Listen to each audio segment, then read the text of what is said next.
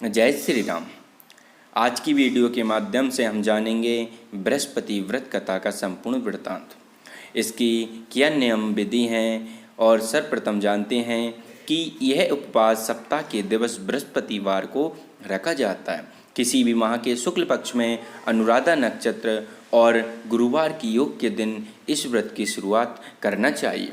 नियमित 7 व्रत करने से गुरु ग्रह से उत्पन्न होने वाला अनिष्ट नष्ट हो जाता है और इसका हमारी पौराणिक कथाओं में क्या महत्व है तथा इसकी क्या संपूर्ण कथा है, सो इस वीडियो के माध्यम से हम जानते हैं। जय श्री राम। अथ श्री बृहस्पतिवार व्रत कथा। भारतवर्ष में एक प्रतापी और दानी राजा राज्य करता था। वह नित्य गरीबों और ब्राह्मणों की सहायता करता था। यह बात उसकी रानी को अच्छी नहीं लगती थी। वह ना ही गरीबों को दान देती थी और ना ही भगवान का पूजन करती थी और राजा को भी दान देने से मना करती थी।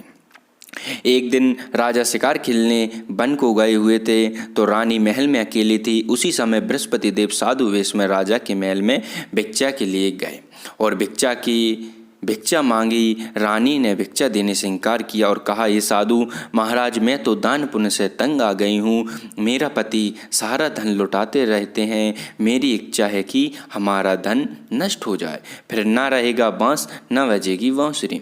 साधु ने कहा, देवी तुम तो बड़ी विचित्र हो। धन संतान तो सभी चाहते हैं, पुत्र और लक्ष्मी तो पापी के गर्वी होने चाहिए। यदि तुम्हारे पास अधिक धन है तो भूखों को भोजन कराओ, प्यासे के लिए प्याऊ बनवाओ, मुसाफिरों के लिए धर्मशालाएं खुलवाएं और जो निर्धन अपनी कुंवारी कन्याओं का विवाह नहीं कर सकते उनका विवाह करा दो। ऐसे और कई काम हैं जिनके करने से तुम्हारा यश लोक परलोक फैलेगा। परंतु रानी पर उपदेश का कोई प्रभाव न पड़ा। वह बोली, महाराज आप मुझे कुछ न समझाएं। मैं ऐसा धन नहीं चाहती जो हर जगह बांटती फिरूं। साधु ने उत्तर दिया, यदि तुम्हारी ऐसी इच्छा है तो तथास्तु, अर्थात तुम ऐसा करना कि बृहस्पतिवार को घर लीपकर पीली मिट्टी से अपना सिर धोकर स्नान करना, भट्टी चढ़ाकर कपड़े धोना। ऐसा करने से आपका सारा धन नष्ट हो जाएगा। इतना कहकर वह साधु महाराज वहाँ से आलोप हो गए, अर्थात अंतर्ध्यान हो गए।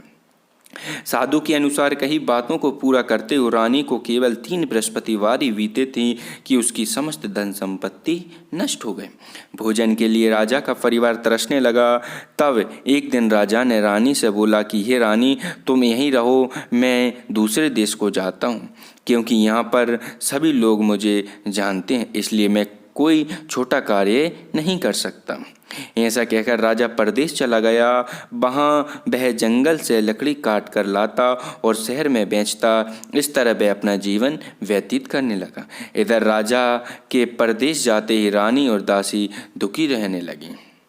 एक बार जब रानी और दासी को 7 दिन तक बिना भोजन के रहना पड़ा तो रानी ने अपनी दासी से कहा, ये दासी, पास ही के नगर में मेरी बहन रहती है, वह बड़ी धनवान है, तुम उसके पास जा और कुछ ले आ ताकि थोड़ी बहुत गुजर बसर हो जाए। दासी रानी की बहन के पास गई। उस दिन गुरुवार था और रानी की बहन उस समय बृहस्पतिवार का व्रत की कथा सुन रही थी। दासी ने रानी के बहन को अपनी रानी का संदेश दिया, लेकिन रानी की बड़ी बहन ने कोई उत्तर नहीं दिया। जब दासी को रानी की बहन से कोई उत्तर नहीं मिला तो वह बहुत दुखी हुई और उसे क्रोध भी आया। दासी ने वापस आकर रानी को सारी बात बता दी। सुनकर रानी ने अपने भाग्य को कोसा। उधर रानी की बहन ने सोचा कि मेरी बहन की दासी आई थी, परंतु मैं उससे नहीं बोली, इससे वह बहुत दुखी हुई होगी।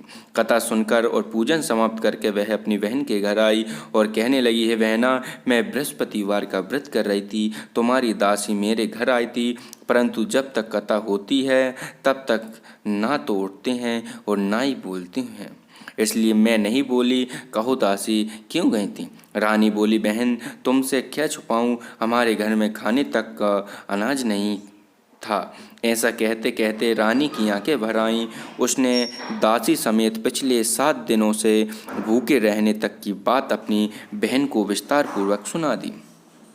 रानी की बहन बोली, देखो बहन, भगवान बृहस्पति देव सबकी मनोकामनाओं को पूर्ण करते हैं। देखो, शायद तुम्हारे घर में अनाज रखा हो। पहले तो रानी को विश्वास नहीं हुआ, पर बहन के आग्रह करने पर उसने अपनी दासी को अंदर भेजा, तो उसे सचमुच अनाज का भरा एक घड़ा मिला। यह देखकर दासी को बड़ी हैरानी हुई।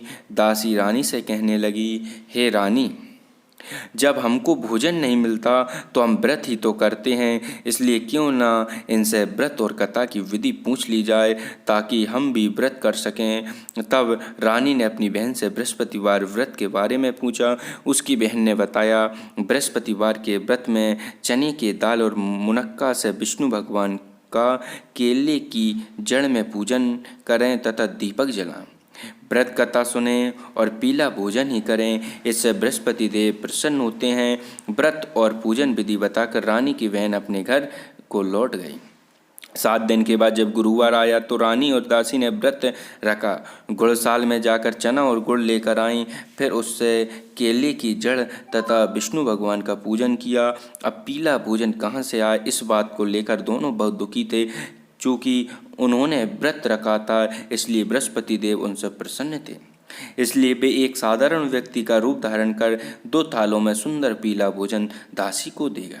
भोजन पाकर दासी प्रसन्न हुई और फिर रानी के साथ मिलकर भोजन ग्रहण किया। उसके बाद वे सभी गुरुवार को व्रत कर और पूजन करने लगीं। बृहस्पति भगवान की कृपा से उनके पास फिर से धन संपत्ति आ गई, परंतु रानी फिर से पहले की तरह आलस्य करने लगी।